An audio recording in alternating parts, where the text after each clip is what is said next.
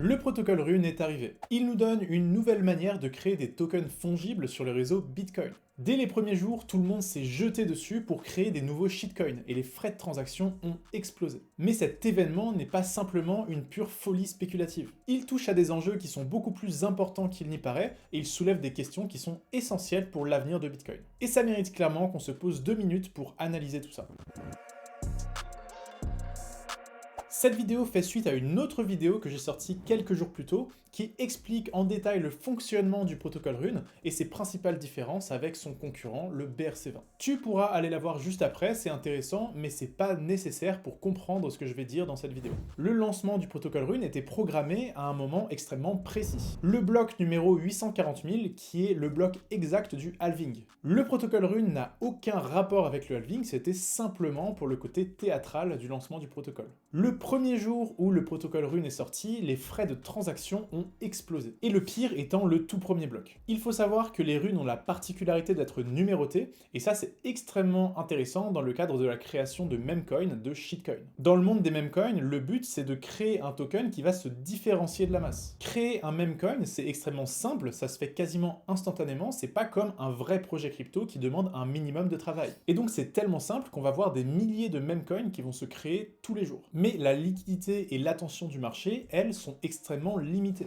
Donc très logiquement, la plupart des memecoins finissent rapidement à la cave. Pour qu'un memecoin arrive vraiment à percer et à survivre au cours du temps, il faut qu'il devienne ce qu'on appelle un point de scaling, c'est-à-dire un token qui est tellement différencié qu'il va attirer énormément d'attention et de liquidité. Et le système de numérotation des runes est parfait pour ça. Chaque rune possède un numéro, un ID, qui est attribué en fonction de l'ordre de création des tokens. C'est pour ça qu'on a vu des énergumènes sur le premier bloc d'existence du protocole Rune qui ont payé jusqu'à 8 bitcoins, donc près de 500 000 $, juste pour être parmi les premiers à créer une rune, dans le but d'avoir parmi les premiers numéros, les premiers ID. Les 10 premiers numéros étaient extrêmement convoités, car ils permettaient d'être parmi les 10 seuls tokens qui auront un numéro à un chiffre, ce qui leur assure au moins un minimum d'attention du marché. C'est plus facile d'avoir de l'attention quand on est la rune numéro 4 que la rune numéro 10 546. Ok, donc les frais de transaction ont explosé au lancement du protocole. La première question qu'on peut se poser, c'est est-ce que c'est une bonne chose? Typiquement, les premiers blocs qui ont suivi le lancement du protocole Rune ont été grandement monopolisés par les transactions Rune.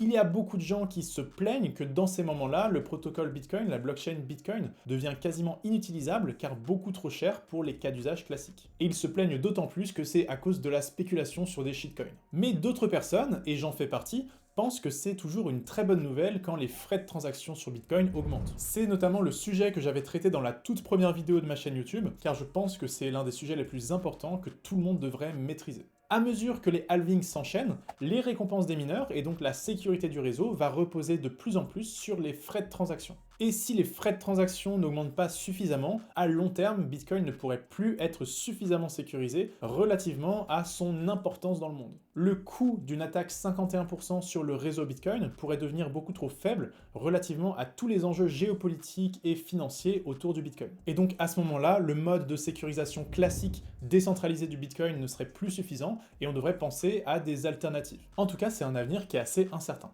Donc tout ce qui tire les frais de transaction vers le haut, c'est plutôt une bonne nouvelle. Merci Rune et merci les shitcoins. Mais la question c'est, est-ce que ça va durer ou est-ce que c'est une tendance vraiment passagère? Déjà, de manière peu surprenante, les frais de transaction sont rapidement redescendus à des niveaux beaucoup plus habituels, beaucoup plus normaux, quelques jours après la sortie du protocole. Les frais de transaction moyens sur Bitcoin étaient de 128 $ sur le premier jour d'existence du protocole Rune, ce qui est de très loin le record historique sur Bitcoin, mais dès le lendemain, c'est redescendu à 34 $, et quelques jours plus tard, au moment où je tourne cette vidéo, c'est déjà en dessous des 10 $. Il est beaucoup trop tôt pour tirer des vraies conclusions, mais en tout cas, on peut observer que c'est descendu assez vite. Notons quand même que la tendance des tokens BRC20 a plutôt bien duré dans le temps. C'est assez encourageant car les BRC20 c'est quand même des shitcoins qui sont tradés sur Bitcoin, donc pour des frais qui sont relativement exorbitants. Personnellement, je comprends beaucoup mieux la hype des memecoins sur Solana, car puisque les frais de transaction sont très faibles, ça peut être assez amusant de faire plein de trades à quelques dizaines de dollars et d'espérer devenir extrêmement riche avec ça. Mais là, avec les BRC20, on parle quand même de frais de transaction qui sont très élevés, avec une expérience utilisateur catastrophique, très peu d'exchanges décentralisés et une liquidité qui est très mauvaise sur la DeFi Bitcoin. Donc j'aurais tendance personnellement à penser que la hype autour des memecoins coin sur Bitcoin n'est pas faite pour durer. En tout cas, pas tant qu'on le tradera sur le Layer 1, et ça, on y revient juste après. Mais bon, j'ai l'air de plutôt me tromper pour l'instant, car depuis sa sortie il y a un an, le protocole BRC20 a quand même des volumes de transactions qui reviennent plutôt fréquemment. C'est très inconstant, avec des pics d'utilisation et des périodes de traversée du désert, mais ça a l'air de quand même tenir un petit peu. Donc admettons que la hype autour des meme coins sur Bitcoin se maintienne dans le temps, se maintienne à long terme. Même sous cette hypothèse, il y a de bonnes raisons de penser que le protocole Rune ne va pas avoir d'effet positif sur les frais de transaction à long terme sur Bitcoin, voire même des effets négatifs, aussi bizarre que ça puisse paraître. Déjà, il y a des chances que le protocole Rune cannibalise simplement le protocole BRC20. Pour l'instant, on a vu des volumes absolument énormes sur le protocole Rune, mais ça c'est dû à l'effet de nouveauté, et cet effet de nouveauté, il va s'essouffler à long terme. Une fois cet effet de nouveauté essoufflé, les gens n'utiliseront plus Rune parce que c'est Rune et parce que c'est l'avenir, ils utiliseront Rune car ils veulent créer des tokens fongibles sur Bitcoin et que Rune est la meilleure solution. Mais dans ce scénario, Rune vient simplement cannibaliser les cas d'usage qui seraient passés par le BRC20. Plutôt que de faire des tokens fongibles BRC20, on fera des tokens fongibles sous Rune. D'ailleurs, on peut déjà observer que depuis la sortie du protocole Rune, les volumes de BRC20 sont tombés à quasiment zéro. Il est encore trop tôt pour tirer des vraies conclusions, mais cet effet a l'air plutôt net pour l'instant, et en soi c'est relativement logique. Donc la pression haussière sur les frais de transaction qui seraient liés à l'utilisation du protocole Rune pourrait n'être que le remplacement de la pression haussière qu'on avait initialement avec le BRC20. Et cette pression haussière pourrait être même beaucoup moins importante avec Rune qu'elle ne l'était avec le BRC20. Déjà parce que Rune est vraiment plus efficace que le BRC20, en permettant notamment de faire des transactions de plusieurs runes à l'intérieur d'une seule transaction, ce qui n'est pas du tout possible avec le BRC20, mais surtout parce que Rune est compatible avec les Layer 2 Bitcoin, comme le Lightning Network, alors que le protocole BRC20 doit obligatoirement passer par le Layer 1. Donc si la hype des tokens fongibles sur Bitcoin continue dans le temps, on devrait s'attendre à voir des solutions émerger pour trader des runes sur les Layer 2 comme le Lightning Network. Et ça, c'est l'éternel obstacle empêchant la hausse fulgurante des frais de transaction sur le réseau Bitcoin. Dès que les frais sont trop élevés, des solutions technologiques se créent pour contourner l'utilisation du Layer 1 et payer moins cher, ce qui empêche les frais de transaction du Layer 1 de trop augmenter. Grâce à sa compatibilité avec les Layer 2, le protocole Rune va permettre de désengorger le Layer 1 de tous les cas d'usage liés aux tokens fongibles. Alors qu'avec le protocole BRC20, ces cas d'usage étaient obligés de rester sur le Layer 1. Donc, en théorie, il y a de bonnes raisons de croire que l'impact du protocole Rune sur les frais de transaction Bitcoin à long terme sera inexistant, voire même négatif. Mais bon, la théorie et la pratique, c'est deux choses bien différentes, alors ça reste à voir à long terme.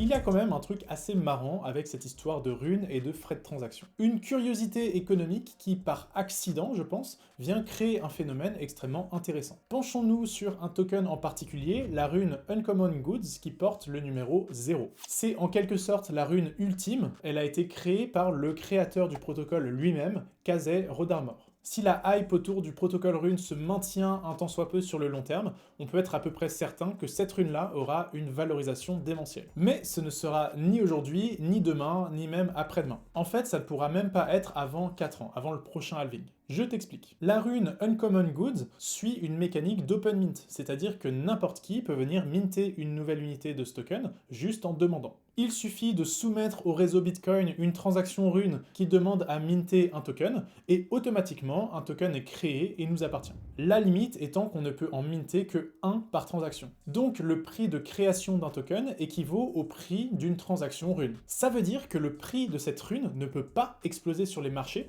car si son prix de marché augmente trop, il y a des opportunistes qui vont venir pour minter des tokens directement sur la blockchain et vont les dumper sur les marchés. Du fait de ces mécanismes d'arbitrage, il est absolument impossible que le prix de marché de cette rune passe de manière durable au-dessus de son coût de mint. Dommage, on va pas devenir riche avec cette rune. En tout cas, pas tout de suite, mais dans 4 ans peut-être. Cette rune est programmée pour pouvoir être mintée jusqu'au bloc numéro 1 050 000, qui est le bloc exact du prochain halving. À partir de ce bloc, on ne pourra plus en minter, et là, à partir de ce moment-là, le prix de la rune pourra exploser sur les marchés. Si la hype autour de ce protocole existe toujours dans 4 ans, ce qui est un gros si quand même, eh bien le prix de cette rune va exploser, car il n'y a pas de rune plus légendaire que celle-ci. Bon, mais pourquoi est-ce que je te parle de ça? À part que c'est assez assez original et marrant comme concept. Et bien exactement de la même manière que le prix de marché de cette rune ne peut pas passer au-dessus des frais de transaction Bitcoin, les frais de transaction Bitcoin ne peuvent pas vraiment passer en dessous du prix de marché de cette rune. Dans les 4 prochaines années,